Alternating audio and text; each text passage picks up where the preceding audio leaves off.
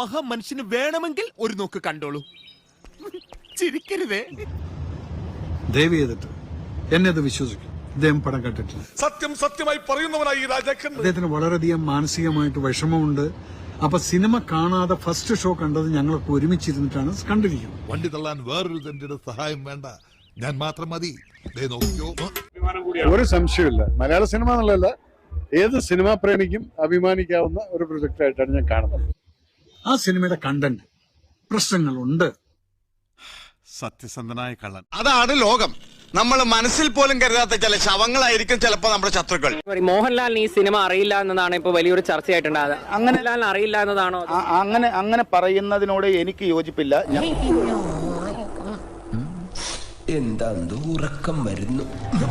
മോഹൻലാൽ സാറിന് ഈ സിനിമയുടെ കഥ അറിയാം, എനിക്കറിയാം, ഞങ്ങൾക്ക് എല്ലാവർക്കും അറിയാം.